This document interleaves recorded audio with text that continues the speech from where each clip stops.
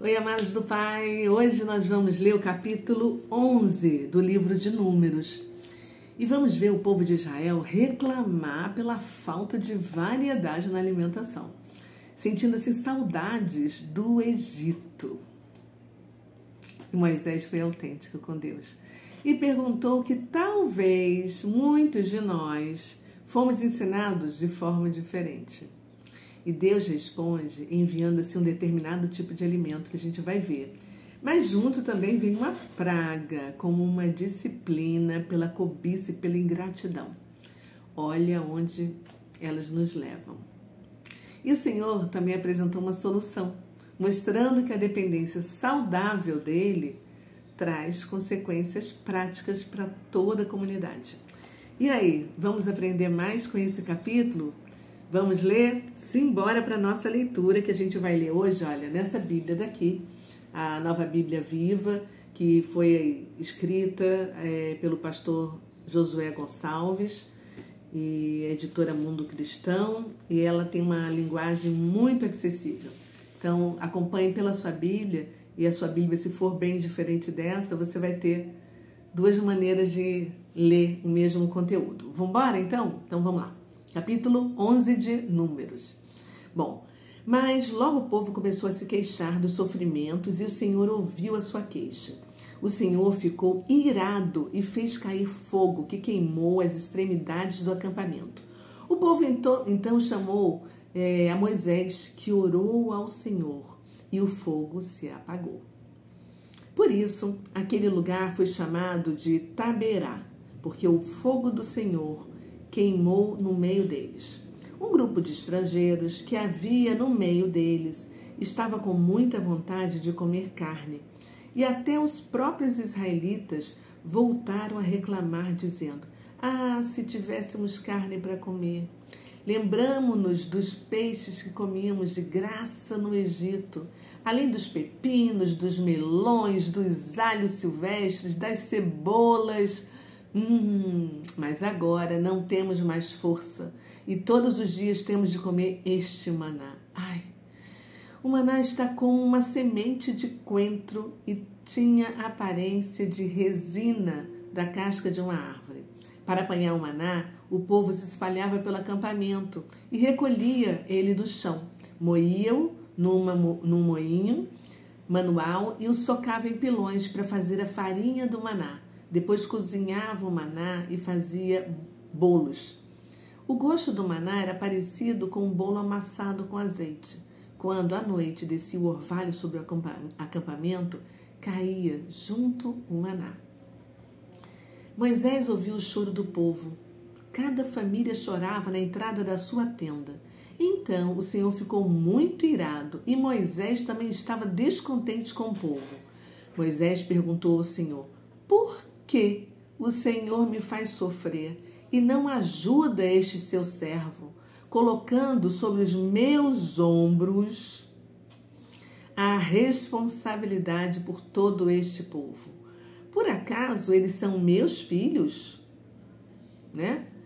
Por acaso sou o pai deles? Por que me pede para carregar o povo no colo, como uma babá carrega um recém-nascido, para levá-lo à terra que o Senhor prometeu sob juramento aos seus antepassados? Onde vou conseguir carne para todo esse povo? Pois eles ficam se queixando a mim, dizendo: dê-nos carne para comer. Sozinho, não consigo cuidar de todo esse povo, pois a tarefa é pesada demais para mim. Se o Senhor vai continuar a tratar-me dessa maneira, mate-me agora mesmo. Se o Senhor se agrada de mim, não me deixe ver a minha própria ruína." Essa foi a conversa de Moisés com Deus. Então o Senhor disse a Moisés: "Reúna diante de mim 70 líderes de Israel, entre os mais respeitados do povo de Israel. Leve-os diante do tabernáculo para que estejam ali com você. Então descerei e falarei com você, e tirarei do espírito que está sobre você para colocar também sobre eles. Eles o ajudarão a levar o pesado fardo de cuidar do povo, de modo que você não precisará fazer tudo isso sozinho. E diga ao povo: Purifiquem-se, porque amanhã vocês terão carne para comer. O Senhor ouviu o choro de vocês, dizendo: Ah, se tivéssemos carne para comer! Passávamos bem no Egito. Por isso o Senhor lhes dará carne, e vocês a comerão. Vocês não comerão carne apenas um dia, nem 2, nem 5, nem 10 ou 20 dias, mas um mês inteiro, até que lhes saia carne pelo nariz. E vocês sentirão nojo dela. E isto ocorrerá porque rejeitaram o Senhor que está no meio de vocês e se queixaram diante dele, dizendo: Por que saímos do Egito? Mas Moisés disse: São 600.000 homens. E isso eram só homens, né, gente? Sem contar as mulheres e as crianças. E o Senhor diz: Darei a eles carne para comerem durante o mês inteiro. Se matássemos todos os nossos rebanhos de ovelhas e gado, ainda faltaria carne. Será que todos os peixes do mar poderiam alimentar essa gente? Moisés questionando Deus. Então o Senhor disse a Moisés: Será que o poder do Senhor é limitado? Agora você verá se a minha palavra se cumpre ou não. Então Moisés saiu e contou ao povo as palavras do Senhor e reuniu os 70 líderes do povo ao redor do tabernáculo. E o Senhor desceu na nuvem e falou a Moisés e tirou do espírito que estava sobre Moisés e o colocou sobre os 70 líderes. Quando o espírito veio sobre os líderes, eles profetizaram, porém isso durou pouco tempo. Mas 2 homens dos 70, chamados Eldade e Medade, ainda estavam no acampamento e não foram até o tabernáculo, quando o Espírito veio sobre eles e profetizaram. Então o jovem correu e contou a Moisés: Eliade e Medade estão profetizando no acampamento. Josué, filho de Num, que desde jovem era um dos ajudantes de Moisés, disse: Moisés, meu senhor, proíba os 2 de profetizarem. Mas Moisés respondeu: Você está com ciúmes por causa de mim? Que bom seria se todo o povo do Senhor fosse profeta e que o Senhor pusesse o seu espírito sobre eles. Olha a mentalidade, a diferença de mentalidade, né? Então Moisés voltou ao acampamento junto com os líderes de Israel. E o Senhor mandou um vento que trouxe codornizes do lado do mar e as espalhou por todo o acampamento a uma altura de 90 centímetros. Uau! 90 centímetros em algumas bíblias, né, falam sobre 2 côvados. Cada côvado tem mais ou menos 45 centímetros, por isso que aqui fala de 90 centímetros. Em todas as direções, num raio de um dia de caminhada. Então o povo começou a recolher as codornizes durante todo aquele dia e a noite. E no dia seguinte, a pessoa que recolheu menos codornizes recolheu 10 barris. Meu Deus do céu, gente. É uma loucura isso, né? Me perdi. Onde é que eu tô? Aqui. E o povo estendeu as codornizes para cercar em volta do acampamento. Mas quando a carne ainda estava entre os seus dentes, a ira do Senhor acendeu-se contra o povo e os castigou com uma terrível epidemia que matou muita gente. Por isso, chamaram aquele lugar de Haatavá, porque ali foram enterrados os que tinham grande desejo de comer carne. De lá, o povo viajou para Azerote, onde ficaram algum tempo. Bom, com a nossa leitura, nós vimos assim o povo murmurando 2 vezes das suas dificuldades no deserto. E a ira do Senhor também se acendeu por 2 vezes. Você notou isso na leitura que nós fizemos? Primeiro, o fogo consumiu parte dos arredores do acampamento, mas como Moisés intercedeu, o fogo cessou. E o lugar foi chamado de... não achei aqui, mas é assim, lugar da queimada, tá? E aí um grupo de estrangeiros, que provavelmente eram os egípcios, né? se misturou com eles e começou a levar tudo a reclamar da monotonia do maná e a sentir falta dos alimentos do Egito, peixes, pepinos, melões, cebolas, alhos e outras coisas mais. A insatisfação do que Deus estava dando acabou gerando assim uma angústia e uma murmuração geral. Parece assim aquele fogo, um fósforo que você joga, né? E vai crescendo, crescendo, crescendo, quando você vê, virou um fogaréu. Essa é a murmuração coletiva. Como é que pode um povo ter esquecido tão rápido do sofrimento que eles tinham lá no cativeiro? Eles eram escravos. Agora eles estavam livres. Mas nós somos assim em muitas coisas da nossa vida. Alguém nos dá uma oportunidade incrível e logo depois a gente está começando a colocar defeito, reclamando, falando mal da pessoa. Pois é. Moisés sentiu o peso do fardo de liderar um povo tão reclamão, tão desanimado. E aí foi para Deus ter uma conversa séria, para mostrar sua insatisfação, a sua tristeza e para perguntar a ele por quê? 2 vezes. Nós lemos aqui. Eu me lembro que assim que eu entrei na igreja, eu ouvi assim, várias ministrações ensinando que nós não devemos perguntar a Deus por quê, mas devemos perguntar para quê. De certa maneira, tem uma lógica nisso, porque tudo que o Senhor nos deixa passar é porque tem uma razão para isso. Só que hoje, ao ler esse capítulo, eu me lembrei disso. E eu vi assim Moisés, um homem tão humilde, sincero, obediente a Deus, sendo autêntico também. Ele entrou em crise, mas não se juntou ao povo para reclamar dos seus problemas. Que é isso que muitos de nós fazemos quando a gente é contagiado pela reclamação, né, de várias pessoas ao mesmo tempo. Mas ele procurou o Senhor em particular e disse tudo o que estava verdadeiramente afligindo ele, porque tudo que ele queria era alívio. E ele disse que ele preferia até a morte. E perguntou 2 vezes a Deus, por quê? Então, diante disso, hoje eu vejo que para Deus realmente a gente tem que ser sincero, porque Deus entende a nossa fraqueza. E por isso ofereceu ajuda a Moisés, que admitiu o seu limite. Cheguei ao ponto, não aguento mais. E aí Deus disse que ia repartir o fardo de Moisés com outros líderes. E o orientou a reunir 70 homens, porque ele daria assim, uma porção do Espírito a eles para ajudá-lo a conduzir o povo, mostrando a liderança compartilhada, né?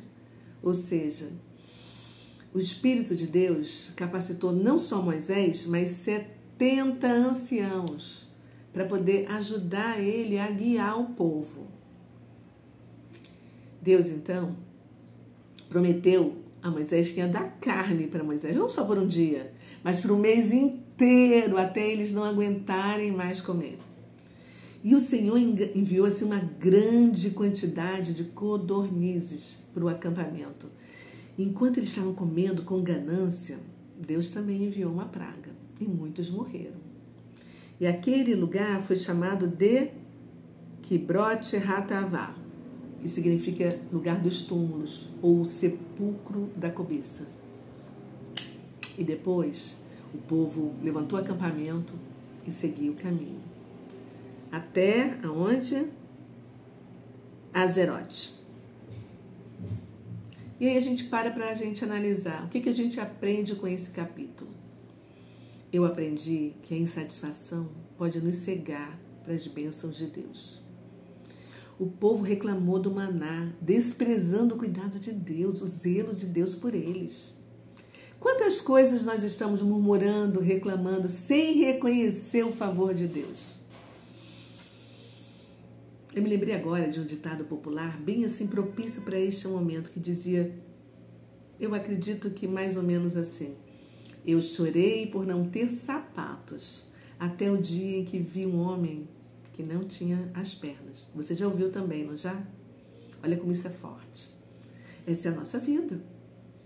Acho que esse é um provérbio chinês, mas não tenho certeza. Mas olha o recado que esse provérbio nos dá. A murmuração tem consequências, e as palavras de ingratidão e os nossos desejos assim desordenados nos afastam da vontade de Deus e vão trazer disciplina, às vezes dolorosas para a gente. A gente precisa observar atentamente aquilo que a gente deseja, porque nem sempre é o melhor para a gente. Deus sabe de todas as coisas. E Deus atendeu aquele povo e deu carne ao povo, né? Mas a insatisfação resultou em morte. E esse é um exemplo, tipo alerta, que a gente está recebendo hoje contra os nossos desejos totalmente desordenados. Então a gente tem que realmente parar, refletir, né? E fazer algumas perguntas do tipo: o que tem ocupado mais o teu coração? A gratidão pelo cuidado de Deus ou a insatisfação pelo que ainda você acha que te falta, que você ainda não tem? Pensa nisso. Quais situações recentes revelam murmuração ou ingratidão na sua vida? O que você tem reclamado? Qual é a sua murmuração mais constante? Para quem você tem intimidade, para os seus amigos, para a sua família? Pensa nisso. O que mais? Como você pode dividir melhor os seus fardos e as responsabilidades para você não se sentir tão sobrecarregado como se sentiu Moisés na caminhada? Olha o exemplo de liderança que o Senhor deixou, que é essa liderança compartilhada, descentralizada. Em que momentos você percebe que os desejos do seu coração podem não ser a melhor coisa para a sua vida diante de Deus, que tudo sabe? É isso aí. Vamos orar agora? Feche os seus olhos, abaixe a sua cabeça e vamos agradecer. Pai, obrigada pelo seu cuidado conosco. Nós sabemos que as coisas do Egito sempre vão estar ao nosso redor como coisas atraentes, espetaculares, maravilhosas e muito mais interessantes do que todas as coisas que nós temos. Esse é o inimigo querendo nos chamar a atenção para tirar o nosso foco das coisas que o Senhor nos dá, Pai. Só que o Senhor sabe, nós sabemos, na verdade, que o Senhor disse para o Senhor, para não nos tirar do mundo, mas que nos livrasse no mundo. Então, Pai, eu te peço hoje, para que o Senhor não nos dê aquilo que nós pedimos e que não é o seu sonho para nós. Porque assim como o povo de Israel, nós também somos um povo de dura cerviz, a gente adora facilidades. Nós comemos com os nossos olhos e queremos sempre mais e mais e mais e nunca estamos satisfeitos, Pai. Dai-nos mais fé do que ontem, menos fé do que amanhã, para que essa fé possa nos alimentar e nos fortalecer, para a gente ser imagem conforme a Tua semelhança, Pai, e para a gente ser luz nesse Egito que nós vivemos e que está completamente em trevas. É isso aí, meu Pai. Muito obrigada. Amém e amém. Nós oramos em nome de Jesus. É isso aí, gente. Esse foi o capítulo 11. Amanhã vamos entrar no capítulo 12, seguindo em frente de Gênesis e Apocalipse, porque este é o caminho que vai nos levar de volta para casa. Beijo no seu coração. Se você ficou comigo até aqui, eu te agradeço. Peço agora para você deixar o seu like nesse vídeo, porque o YouTube vai entender que é uma coisa legal, interessante, vai mandar para outras pessoas também, tá? E compartilha com quem você ama, compartilha no grupo da sua família, dos seus amigos, para aquelas pessoas que você acha que vão gostar de ouvir essas informações todas que a gente trouxe aqui. Beijo, fui, até amanhã. Tchau.